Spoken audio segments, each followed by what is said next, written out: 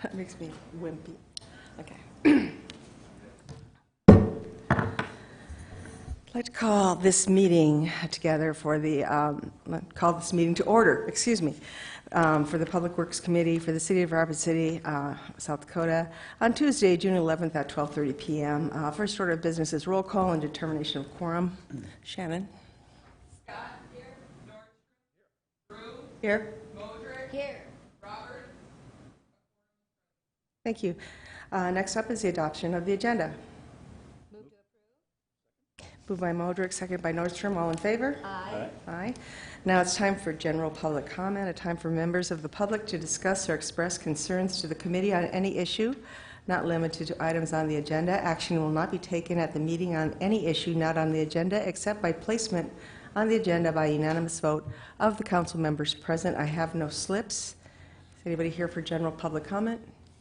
Seeing no one, general public is now closed. Our general public comment is now closed.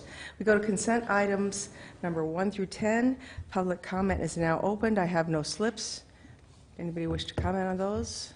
Seeing no one, public comment is now closed. I'd like to know if anybody from the council would like to remove any of the items from consent. I'll give John Roberts a minute. I'm fine. You're fine? Okay. Seeing no one, I guess I need a motion. Motion to approve Items? consent calendar? Okay. Second. Motion by Scott, second by Nordstrom. All in favor? Aye.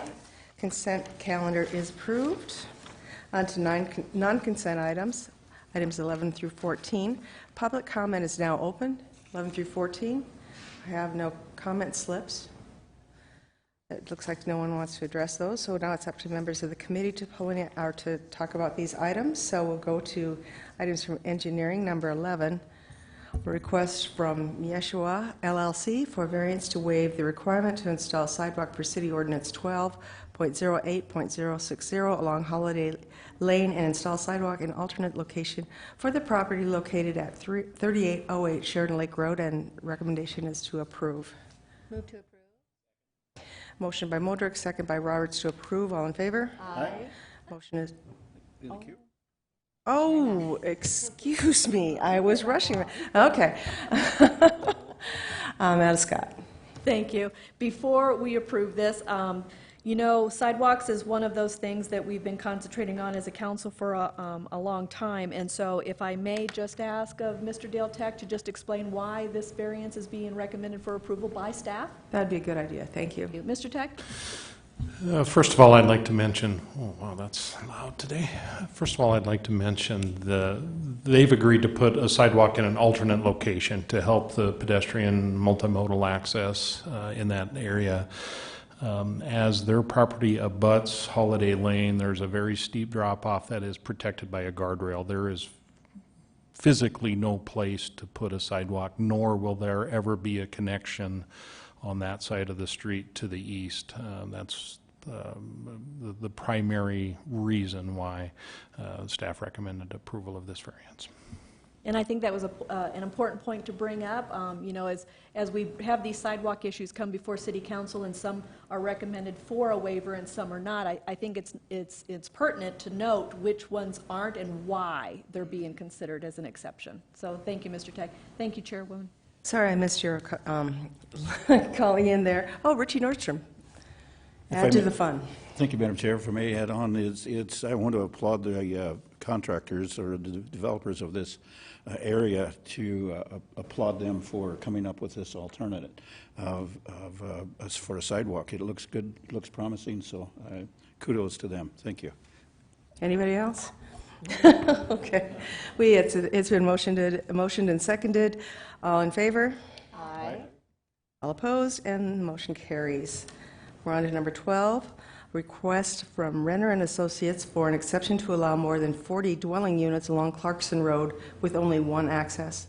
Per section 2.6 of the Infrastructure Design Criteria Manual, IDCM, a single access can only serve 40 dwelling units unless an exception is approved by the City Council. And the recommendation is to approve with stipulations, and I recognize Lisa Modrick. Thank you, Madam Chair. May I ask Mr. Dale Tech a question on that? Sure. Thank you. Dale, because of the criteria manual stating that it can only serve 40 dwelling units unless an exception is approved, and this has a recommendation with stipulations, can you share with the public on this why you feel that this could move forward with additional units inside that? I'm actually going to defer to Tim Billings of the Fire Department on this issue. Thank you. Good afternoon. Hi, Tim. That's a great question. There's actually a couple of things on this one. With the 40-unit rule component, we realize that there's already a large number of homes beyond 40 units that's on this piece. We feel that the use of fire sprinkler protection and also wildland fuels mitigation is an effort to help continue to support what's being requested by minimizing at least the risk on the particular lots or lot that's being addressed.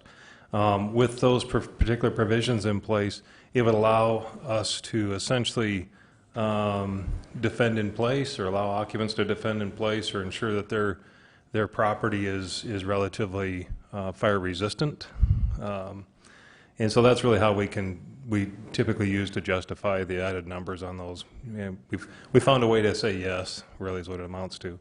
I do need to add on this one, though, it was brought to my attention that this actually lies outside the 1 mile jurisdictional area. However, it is exceeding the 40 units, so we would still ask that the provisions apply. It's just a little more difficult, but we would still support the excess of 40 units with those provisions or stipulations in place. So, Okay, very good. Thank you for that. thank you. Thank you, Madam Chair. Chair recognizes Richie Nordstrom. Thank you, Madam Chair. First, if I may make a motion to approve with stipulations. And then retain the floor. Okay. Chief Billings, I applaud you for working out with the folks that were doing this development, and especially on the fire sprinkler suppressions that's going to be used in this development. I'd like to hear your pitch, if you will, about having that fireman replacement on hand 24/7. So here's an opportunity to explain to us about having that firemen on duty 24/7. Absolutely, and I appreciate the opportunity. Yeah, we utilize fire sprinkler protection as our tool in the toolbox to allow us to do a lot of different things. But fire sprinkler protection within a residence is really the only protection we have that is there all the time. Every one of those little sprinkler heads are actually a firefighter on duty, waiting to act or react to it. And so we utilize that fire sprinkler protection to provide residential safety as well as property protection. We want to make sure that residents have the opportunity to escape their homes. In today's fire environment, it is really the only tool that is effective in doing that. We have typically 2 or fewer minutes to escape our homes under fire conditions. And so the big red truck cannot necessarily provide that protection. So the fire sprinkler protection is our key component to help offset the risks within a home itself. So that's about as short as I can get for you on that. So That's very good. Appreciate it. good. Thank you. I yield. Seeing no further lights, the motion is to approve with stipulations. All in favor? Aye. Those opposed? And the motion carries. Now, special items from the public. Request from BP Rushmore LLC to eliminate requirements to build subdivision improvements for IGT subdivision previously approved by City Council in 2007, and the staff recommendation is to deny. Matt Scott. Thank you, Madam Chair. I think we need a little bit more information on this. If I may turn to our City Attorney, Joel Landine, if he could provide some more additional information. Joel, this goes back quite a few years ago, so what's actually being asked of us? Oh, is it Carla? Yeah, I'll defer to Carla at this point. Thank you. Welcome, Carla. Hello. This property was platted back in 2007. In 2007, some adjustments to the required subdivision improvements were requested and received by the council at that time. Since that time, none of the improvements that were required were improved, and instead a letter of credit was provided over the past 12 years. I'm just summarizing the memo that I submitted. A year ago, staff decided that these improvements needed to be constructed, and we notified the developer of that expectation. And ultimately, it was agreed that they would have another year to either construct the improvements or to provide an updated letter of credit, because the letter of credit the whole time has been the same amount from 2007. And staff know that it will cost us more to do it in 2019 or 2020. The letter of credit expired on June 1st, so this spring we reached out to the developer again because we knew that the improvements had not been constructed, and said, you know, we're going to need that updated letter of credit. And part of their response was asking for a new look at the improvements that were required, and so that's the information that's been submitted to you. They have a position that all of these improvements are not needed anymore. I'm not sure if anybody from BP Rushmore is here. I notified them of the option to attend, but I'm not sure if anybody is here. Thank you, Carla. You know, I know that this is a recommending body, and without the applicant here to answer some questions, I would be willing to support staff's recommendation, so I'll yield the floor and see what my peers have to say. Chair recognizes Richie Nordstrom. Thank you, Madam Chair, and I appreciate the comments that we heard from the Attorney's Office, so thank you for that. And the little bit of update that I can tell is if we defer these or delay these projects' requirements and stipulations on it, it adds to the list of what I call deferred developer projects. And we, as noted before in previous conversations, we've got as many deferred developer projects out there as there is stars in the sky. And this would be just another one that probably, potentially in the near future or future time, not necessarily near future, but in the future, that would be another CIP project. And as you know, we'd rather have this street reconstruction, fixing the water mains and everything else that goes along with that, what we have under CIP. So my concern is that this would be another cost or an expense to the CIP. So that's where my concern lies at. And so I would wholeheartedly recommend that we deny this. And I agree with Alderwoman Scott, that we go through with the denial on this. So again, we're just a recommending body, but I'm not comfortable with waiving this again. Thank you. I guess I have a question for Carla. If we deny this and it goes through to council and they deny too, does this person have a chance to reapply, or what happens at that point? What are the developers' choices? You mean reapply with regard to this request? Mm-hmm. I guess I would say that council's decision was definitive on that. I think Joel has an opinion. All right. I mean, they already got the platting that the subdivision improvements and secured. So at that point, it's our obligation now to build the subdivision improvements. I had talked about the other day with several of you that we've attempted to draw on the letter of credit. There's some issues with that, which are separate. But we would attempt to collect the money that they have in surety, and then we would have to install those improvements. And one of the reasons staff doesn't support this is I know while it's a little up in the air right now, the Samuelson project, which you approved, is going to require some of these subdivision improvements. So we'd also notified them, and I'm surprised, frankly, there isn't a representative from their group here today, but I know they were looking at this project and that these improvements need to be built for their project. Okay.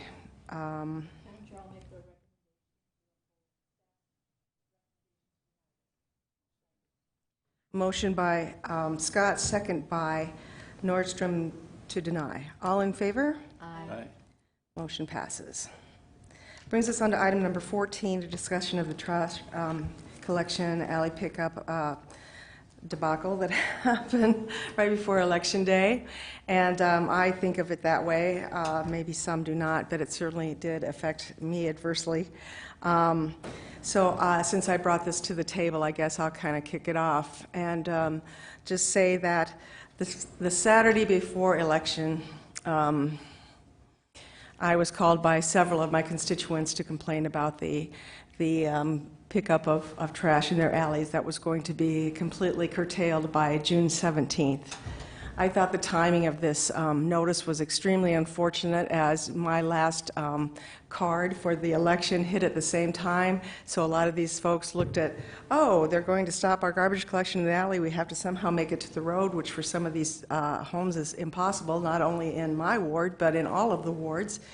And then my card was right there. Well, who's to blame for this? Let's blame her. So I got a lot of calls. Then my brother called me and said, he's from the West Boulevard area, and said, you know, my neighbors have called me and asked me about you, and there's a lot of blame going towards you. They're getting ready with trash cans and pitchforks and flames and all kinds of things to go to your house. Anyway, it wasn't that bad, but nearly. So I was on the phone and sending out emails to try and figure out what was going on, because that was also the first time it really come to my attention. Maybe I was a little bit preoccupied with election, because I was, and maybe I didn't know this was coming down, but certainly that was the first time I'd heard about it. I understand that, you know, that was a problem to go through those alleyways. There's no question that it was a hardship in a lot of those areas. But to ask this neighborhood to bring their trash cans to the front of their respective streets, I thought was not only a disservice to the area of West Boulevard as a historic district, because these folks really do have a lot of constraints on what they can even do to their own homes, whether it's changing siding, windows, doors, anything. To live in that area is a privilege, and it takes the people that live there a lot of money to make those places look good and fit in with the purpose of a historic district. So trash cans on Wednesday or whenever in front of their house, to me it was like saying, well, on Wednesday you're not a historic district. You can look like everybody else and your trash can blow around and whatever. So I understood their cry. But I wasn't the only one that was getting these calls. Everybody in the city on the council was getting these kinds of concerns. And so I had asked, you know, maybe we can make a decision on this later. Maybe you can wait till after the election. I was told no, a decision was going to be made, and that decision was going to be that the trash collection scheduled for the 17th in the front of the homes was going to go through. I was very disappointed when I heard that on Monday. By Tuesday, everything had changed, and you know, I think a lot of people from around the city had cried out that they really thought this was unfair. There wasn't meetings, there wasn't community input, there wasn't, you know, notice to their council members that they thought was adequate, and that overall the situation had been handled poorly, and that they were going to retract this effort and going to keep the alley collection. In retrospect, it almost turned out to be a good thing for me. I hate to say that, but you know, because of the action of myself and Lisa Modrick and some others on our council, we got this thing, you know, kind of pulled back, hit the reset button, look at it again, and I'm very grateful for that. So that's pretty much what I had to say about it. There are more things to be done. As a friend of mine like to say, you have to participate in your own salvation. So a lot of the alleyways may be getting some code enforcement regulations that are actually enforced. Tree cutting, car removal, junk removal, all those things. We'll be looking at that. So if you want to continue alleyway pickup, you're going to have to be responsible for it as well. And that might be keeping your neighbors in check. If they got something out there and it's blocking these trucks, you know, I think that you should talk to them, because that's what we need to do. And also we're looking at other solutions as well. But I wanted to continue this even though it was retracted, because I think there were people that still wanted to talk about it, and we have a couple lights from the council, so I'm going to recognize Lisa Modrick. Thank you, Madam Chair. I want to thank you as well as the council for listening to the public. It was a great opportunity for the public to speak about this, as it is their trash their solid waste division as well. And I think a lot came out of it in a positive, as you were just stating. And one of the things I want to say to the public is when you go to rapidcity.gov site, you will see on the solid waste right up front where it talks about what the policies are. So just as you're saying, if you want to make sure that you're following and not in a code enforcement situation, to follow that policy, because it's there. It was one of the questions that I had with staff was, do we have enough of that in the public eye? Well, it is right on the cover, and so I recommend that that everybody take a look at that, because our solid waste is important. One of the things that was discussed during this election process was how important recycling and our solid waste is to this community, as it is to all communities. It is a priority, and we need to take the responsibility as well as the citizens using our collections. So I just want to say in appreciation as well that the staff did listen and came to a conclusion that there could be more done to make sure that we can keep that process going. The alleys are a great place to have this type of service, and it also is a safety alley. And so first and foremost, we need to make sure that we're keeping the alleys clear for safety as well as for collection. And if you don't put your trash out in the back because it doesn't affect you, well, think about how safety does. And so again, I compliment the fact that this took a tremendous effort in a short period of time, but also with a great resolution and a solution, and isn't that what it's all about? Thank you for your work. Thank you, Lisa. Now the chair would recognize Amanda Scott. Thank you, Madam Chair. And yes, okay, I'll start back. Well, first of all, I got contacted by Darla because she did receive a lot of the phone calls and stuff, and she's like, aren't you hearing anybody from anybody in Ward 4? And I had to be quite frank with her and say, my phone hasn't rang at all. No sooner did I hang up my phone, and my phone was ringing. And so because it did affect on Maple Street up in Ward 4, and a lot of the residents, those are the smaller lots, they have the alleyway, they're used to, their whole front yards are designed not to have those recycle cans and trash cans in front. And, to be quite frank, their biggest concern was 2 weeks notice, that's all we get, 2 weeks, and they're going to start this. And so I applaud staff when they did hear back and heard the concerns of the residents, and then also when it was brought forward during that public comment on Monday night's meeting. Our staff, they didn't sit back, they didn't try to push this forward because it made money sense, because staff is always trying to save cost where they can. And up in my area, on our street, we don't have alleys, but we did receive the card in the middle of May, and we did receive a notice that our trash day or our collection day was going to move from Tuesdays to Wednesdays. Now granted, that's not too big of a huge issue. I mean, if you're in the habit of putting your cans out on the curb on Tuesday, you just still put them out on Tuesday and wait a day until you get used to seeing that they're not going to get picked up till Wednesday. And we didn't have an opportunity to miss our trash collection or recyclable collection. But when it came to the alleys of this, I mean, so many of these smaller neighborhood lots, they've been using that alley collection for so long that this, even though it seems like it's such a small change, to an individual person, depending on their age, depending on their demographics, depending on their capability, whether they're handicapped or whether they are, easily be able to switch things around. This turned out to be a huge thing.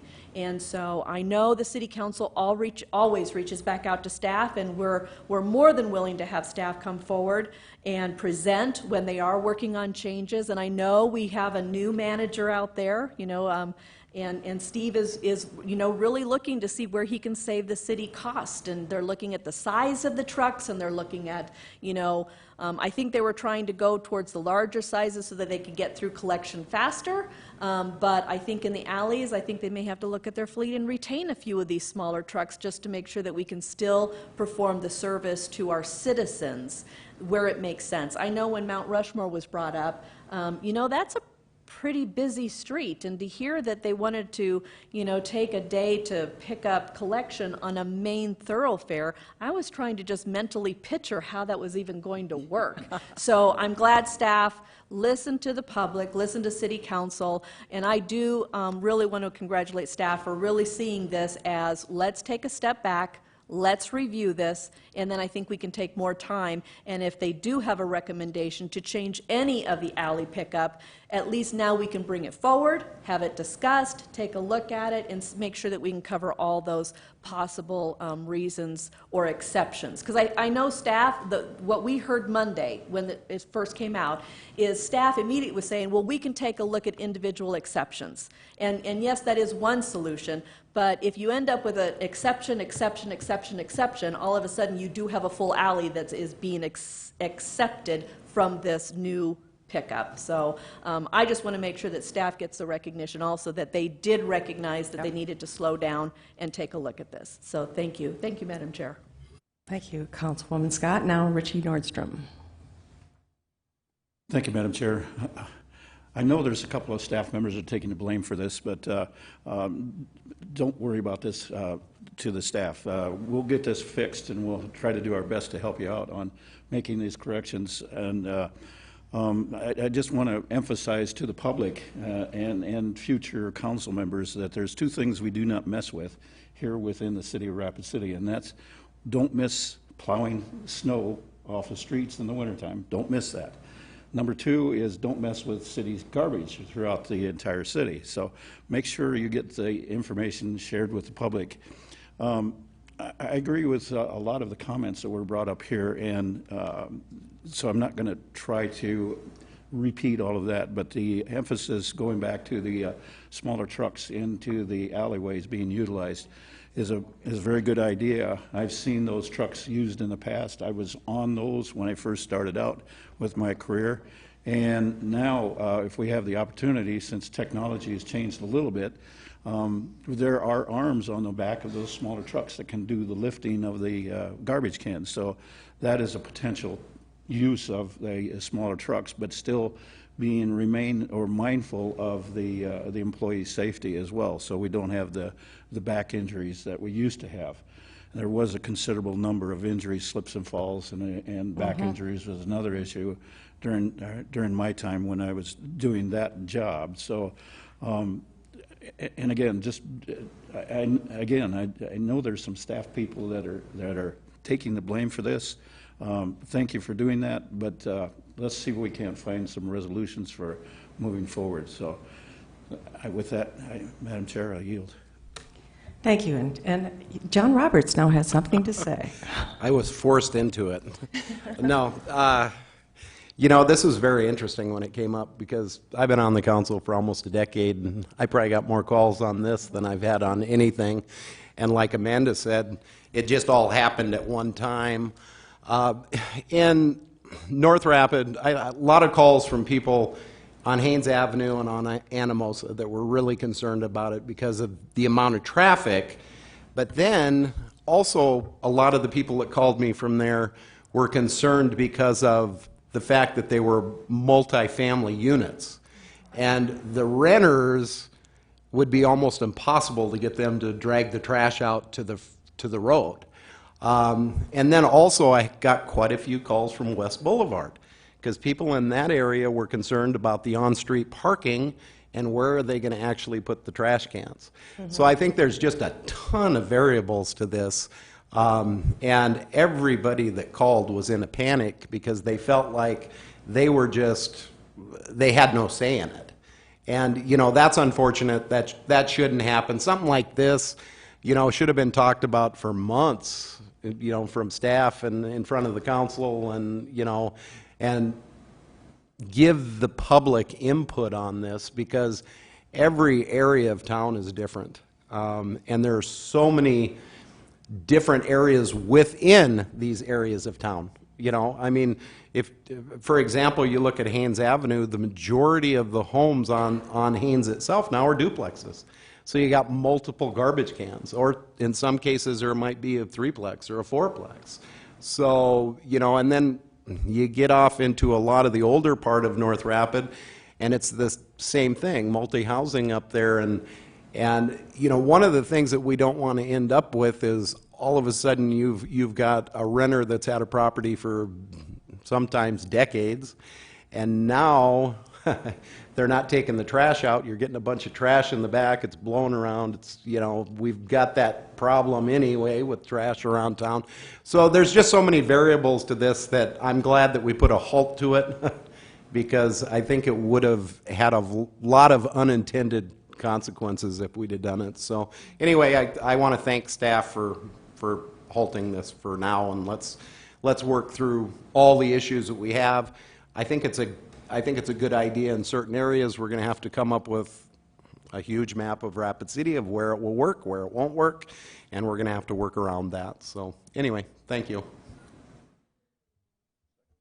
I have one final comment. I did get plenty of thank yous from the people that, you know, were saved from this decision, not only to myself and to the council, but to staff as well. So I want to acknowledge that people did realize that common sense did prevail, and we were able to step back and have a look at this. And as we're talking about this, I also want to thank the trash collectors, often overlooked and not given the respect they deserve. Hey, give them a wave, give them a thank you, because their job is underappreciated and very important. So thank yous all around. So that's all I have to say. The motion is made to acknowledge. All in favor? Aye. And the discussion is acknowledged, and no comment from the public, and thank you, everyone. Motion to adjourn? Motion by Scott, second by Nordstrom. All in favor? Aye. We stand adjourned.